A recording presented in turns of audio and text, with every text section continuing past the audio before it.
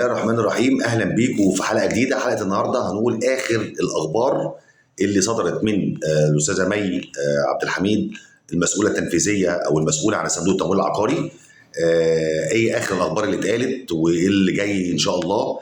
هناخدها كده بالترتيب برضو كالعاده زي الفيديو بتاعنا. طبعا بحب اجيب الاخبار كلها على بعضيها، مش هتكلم في حاجه معينه. هي طبعا بدات بالسكن البديل، بان ده طبعا الحاجه اللي هي لسه قائمه وشغاله لغايه دلوقتي ومكمله لحد يوم 13 يناير، مش اخر السنه، 13 يناير للمرحله الاولى او الفتره الاولانيه. وهيتم مدها بشكل كبير عشان خاطر العدد اللي قدم لسه ما وصلش للرقم اللي كان متوقع يعني. فهم هيدوا فرصه ثانيه عشان في ناس كتير ممكن تكون لسه بتجمع بياناتها، عندها مشاكل، الموقع في حاجه، ايا كان الوضع ايه. فهم لسه مكملين شويه كمان بعد 13 يناير، ممكن تخش لها في 3 شهور كمان يعني كمده زياده عشان الناس تقدم على السكن البديل. وهقولها تاني يا جماعه، اي حد قاعد في قانون قديم ويمتلك اي حاجه مش هينفع يقدم. ده معمول للناس اللي قاعد في قانون قديم وما عندوش سكن بديل. وما ينفعش يكون المستاجر الاصلي عايش واحد الابناء اللي يقدم ويكون المستاجر الاصلي عايش. يعني الاب لو عايش او الزوجه عايشه، اللي هو المستاجر الاصلي او زوجته، اي حد فيهم عايش والابن يقدم باسمه هو وهي عايشه، ما ينفعش.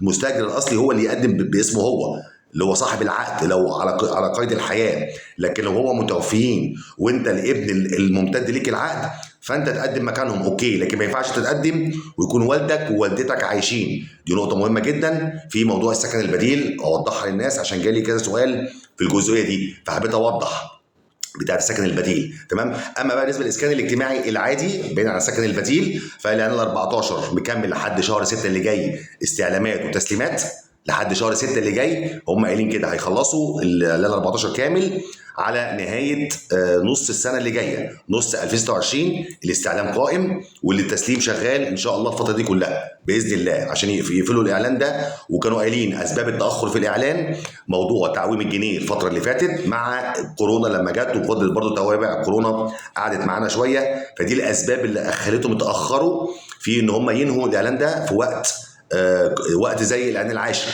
يعني العاشر خلص في وقت كويس، لكن ال 14 هو طول حبتين. ان شاء الله ده مش هيتكرر باذن الله مع اللي جاي، واللي احنا طبعا اللي هو سكن 5 وسكن 7 والحاجات ومتوسط الدخل، كل دول طبعا جايين بعد اللي انا 14. فان شاء الله هيتم انجاز الكلام ده في خلال الشهور القادمه او مع بدايه 2026. تمام. ده بالنسبه للتعطيل بتاع اللي 14. سكن 5 وسكن 7 ان شاء الله الامور هتوضح على اخر السنه دي، زي الفيديو اللي انا كنت عملته وقلت لكم يا جماعه على اخر السنه دي، على اول السنه بالكتير الامور هتوضح، سواء للناس اللي هي الفوري سكن 5 الامور بالنسبه للاستعلامات هتبقى امتى ان شاء الله. وبالنسبه للنتيجه خلاص، هي طبعا كانت اتقالت صراحه في خلال الايام القادمه. احنا النهارده 25 يعني، او يعني احنا خلاص بنتكلم في حوالي 5 ايام على السنه الجديده. فوارد الاعلان النتيجه تطلع في اي لحظه في خلال ال5 ايام الجايين. في خلال ال5 ايام الجايين لحد 1 يناير ان شاء الله هتكون الرسائل هتبدا تتبعت للناس على ارقام الموبايلات اللي انتوا سجلتوها على الموقع. خلي بالكم على ارقام الموبايلات اللي انتوا سجلتوها على الموقع هيجي لكم رسائل انت داخل الاولويه او خارج الاولويه. ولو عندك مشكله هيبقى في فتره تظلمات للناس، لو عندك حاجه تظبطها يعني في ورقك او حاجه، او في حاجه ناقصه او حاجه نسيت ترفعها او ايا كان المشكله عندك، فهيبقى في تظلمات. وتتقال برضو ان في تظلمات للقصه دي. ومع انتهاء النتيجه هيتم الاعلان عن الاعلان اللي بعديه بقى ان شاء الله. هي برضو محدود ومتوسط الدخل، بنتكلم في اكتر من 60,000 وحده وممكن توصل ل 100,000 وحده، بس لسه مش عارفين بالظبط كام وحده بالظبط هتنزل. هيبقى متوسط ومحدودي واستثماري، وهيبقى تكميلي لسكن 7 مع ان ممكن ناس جديده تخش. يعني الاعلان اللي جاي ان شاء الله هيبقى على اول السنه، المفروض ان هو على اول السنه، او بمعنى اصح هيبقى بعد ظهور النتيجه على طول. يعني مجرد تطلع النتيجه وينتهوا من النتيجه مين اللي داخل ومين اللي خارج، فاللي خارج ده هيبقى ليه الاولويه في الاعلان اللي بعديه، اللي هو بيقولوا عليه سكن 8. بس لسه مش متاكدين هل هو يبقى سكن 8 ولا هيبقى اسم تاني. بس امتى هينزل الاعلان ما تحددش ميعاد، بس هيبقى على اول السنه. ممكن بقى في يعني شهر يناير، ممكن فبراير، ممكن مارس، في الفتره دي ان شاء الله، عشان ياخدوا اللي خارج من هنا يخش في الاعلان اللي بعديه. مع ان انت في ناس جديده ممكن تقدم، الناس اللي هي منتظره بقى تقدم لاول مره في الاسكان الاجتماعي. فان شاء الله يبقى في الاعلان دوت هيخش جديد مع القديم، ونقدر ان شاء الله ربنا يكرم والامور الفتره الجايه تبقى احسن وتبقى اسرع من السنين اللي فاتت في الاستلامات والاستعلامات والحاجات دي، يبقى الدنيا اسرع شويه ان شاء الله. وده كلام الاستاذه مي في اكتر من لقاء طلعته في التلفزيون، فانا برضو سمعت اللقاء وحبيت ان انا اطلع اقول للناس الوضع ماشي ازاي والدنيا ماشيه ازاي. وما تقلقوش يا جماعه ان شاء الله، معلش هنقول كل ده خيره وفيها خيره، او هنقول اصبر تنول. نصيحتي للناس بقى برضو بالنسبه لموضوع الاسكان، ما حدش يستعجل على الاسكان. انت ما عندكش صبر وطولة بال ما تقدمش في الاسكان. الاسكان عايز صبر وطولة بال عشان تقدر تجيب شقه. بره المطورين العقاريين خاربين الدنيا، قضايا مرفوعه وما حدش بيسلم حاجه، وغرامات نازله عليهم عشان ولا عايزين يدوا فلوس للناس ولا عايزين يسلموا في المواعيد. ده المطور العقاري والشركات الخاصه، يعني انا كمحامين عارفين الكلام ده والاحكام بتجيلنا، بس احنا ما ينفعش نطلع نتكلم ونقول اسامي شركات عشان ما ينفعش.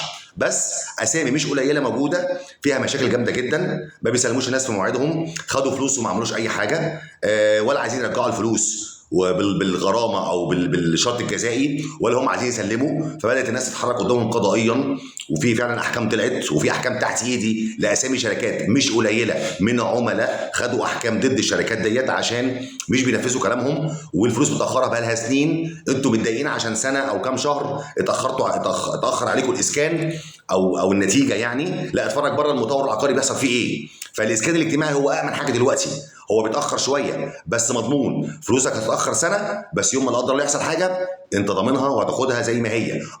ممكن الفايده بتاعتها تقل او قيمتها تقل، بس مش مهم. المهم ان انت يعني انت فلوسك هترجع لك ما فيهاش بقى كلام. لكن بره لا، في كلام كتير جدا بيتقال.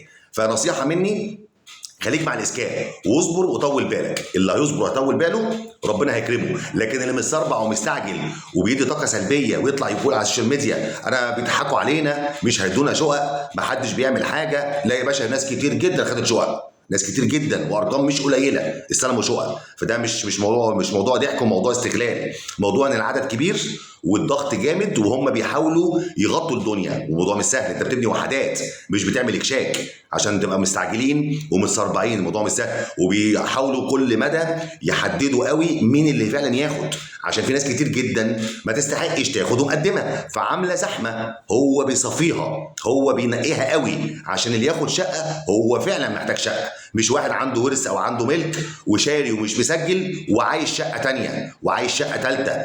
ما ينفعش. ما انت احنا مش بنتكلم في 120 مليون، هتغطي الناس دي كلها منين؟ فالموضوع مش سهل. فصبرا يا جماعه، واللي هيصبر ربنا هيكرمه وهينول. ده فيديو سريعا كده عن اللي بيحصل واخر التطورات في موضوع الاسكان الاجتماعي لحد وقتنا هذا 25/12. وان شاء الله اي تطور جديد هتلاقوني معاكم خطوه بخطوه. اعمل لايك وشير ومتابعه عشان يجي لك كل جديد عن الاسكان الاجتماعي سواء متوسط او محدودي او استثماري. تحياتي ليكم، رب الفيديو يكون عجبكم.